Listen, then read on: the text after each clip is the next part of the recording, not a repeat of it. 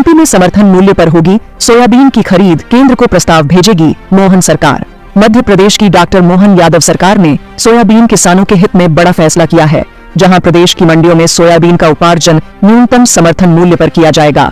बता दें कि प्रदेश शासन का कृषि विभाग जल्द ही इस आशय का प्रस्ताव केंद्र को भेजेगा। वहीं केंद्र की मंजूरी मिलने के बाद इसे प्रदेश में लागू कर दिया जाएगा। कांग्रेस के किसान न्याय यात्रा को लेकर प्रदेश में घमासान, कृषि मंत्री ने बताया किसानों का अपमान।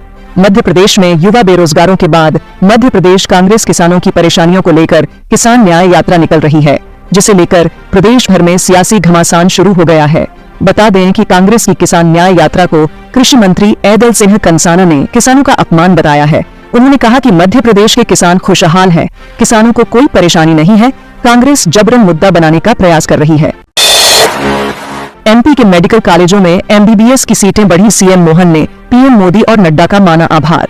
मध्य प्रदेश के 3 नए मेडिकल कॉलेज नीमच, मंदसौर और सिवनी मेडिकल कॉलेज में अब 100 एमबीबीएस की सीटों पर दाखिले हो सकेंगे, जहां राज्य सरकार की अपील पर केंद्रीय स्वास्थ्य मंत्रालय ने 50-50 और सीटें बढ़ाने की मंजूरी दी है। बता दें कि 100 सीटों की मंजूरी मिलने के बाद मुख्यमंत्री डॉक्टर मोहन यादव ने ट्वीट कर केंद्र सरकार का आभार माना है।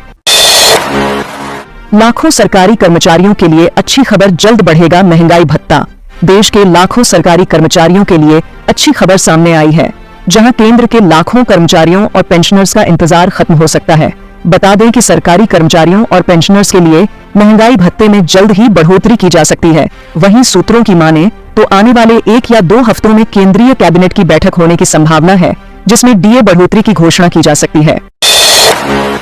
भोपाल में अतिथि शिक्षकों का प्रदर्शन, नियमितीकरण और अन्य मांगों को लेकर सड़कों पर उतरे।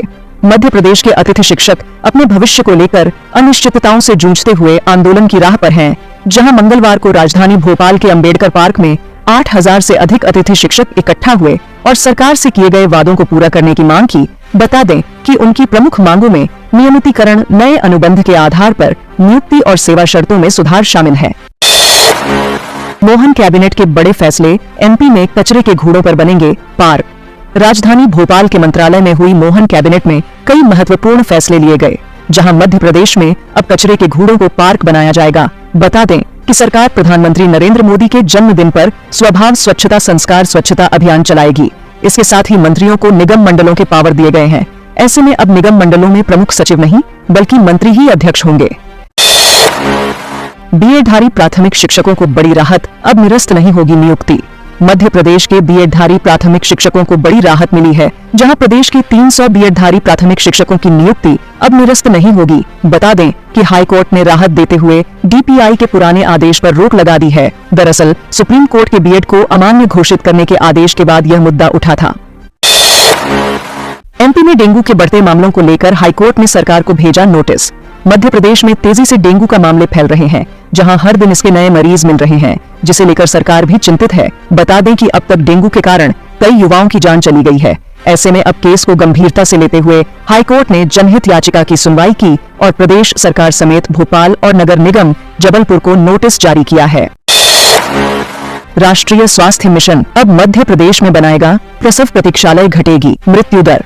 प्रदेश में होने वाली मातृ और प्रसवकालीन मृत्यु दर को कम करने के लिए राष्ट्रीय स्वास्थ्य मिशन मध्य प्रदेश अब प्रसव प्रतीक्षालय बनाएगा, जहां यह प्रसव प्रतीक्षालय दुर्गम क्षेत्रों और अत्यधिक होम डिलीवरी वाले क्षेत्रों में बनाए जाएंगे, जिससे हाई रिस्क महिलाओं को सही समय पर उपचार मिल सके। इसके लिए सभी सीएमएचओ व सिविल सर्जन को दिशा निर्देश जारी किए गए हैं। मध्य प्रदेश में 29 आईएएस समेत 49 अधिकारियों का तबादला। मध्य प्रदेश में एक बार फिर बड़ा प्रशासनिक फेरबदल किया गया है, जहां राज्य शासन द्वारा 49 अधिकारियों का तबादला करते हुए उनकी नवीन पदस्थापना की है। बता दें कि इनमें भारतीय प्रशासनिक सेवा आईएएस के 29 और राज्य प्रशासनिक सेवा के 20 अधिकारी के ट्रांसफर को लेकर आदेश जारी किए गए हैं। अब एम्बुलेंस को व्हाट्सएप से भी कर सकते हैं। बुक मैसेज डालते ही बुक हो जाएगी एम्बुलेंस। मध्य प्रदेश के मरीजों की सुविधा के लिए प्रदेश में एम्बुलेंस 108 का संचालन करने वाली कंपनी आधुनिक टेक्नोलॉजी का प्रयोग कर रही है, जहां अब एक नई सेवा चालू की गई है, जिसके अंतर्गत लोग 108 एम्बुलेंस के लिए दिए गए व्हाट्सएप नंबर पर मैसेज डालकर एम्बुलेंस को बुक कर सकते हैं। वहीं इसके लिए यह व्हाट्सएप नंबर भी जारी किया गया है। बीजेपी विधायक दल की कार्यकारिणी गठित, सीएम मोहन यादव बने दल के नेता।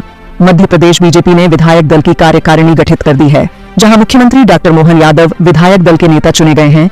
वहीं ओम प्रकाश सर्वे को उपनेता बनाया गया है। बता दें कि कैलाश विजयवर्गीय को मुख्य सचेतक की जिम्मेदारी सौंपी गई है।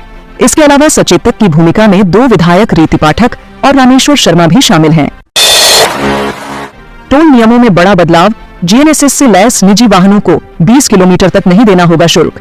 सरकार ने टोल नियमों में बड़ा बदलाव किया है, जहां इस राहत भरे बदलाव के जरिए अब जीएनएसएस से लैस निजी वाहनों को 20 किलोमीटर तक टोल टैक्स नहीं देना होगा।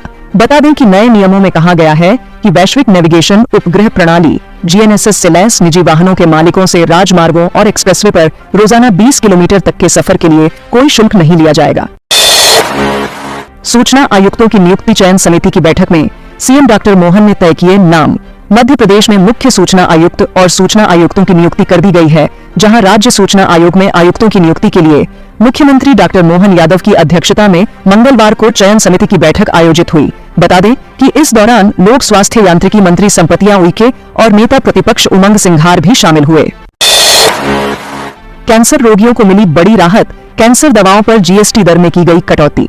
केंद्रीय वित्त मंत्री निर्मला सीतारमण की अध्यक्षता में जीएसटी काउंसिल की बैठक में कई अहम निर्णय लिए गए, जहां बैठक में कैंसर रोगियों को बड़ी राहत प्रदान की गई है।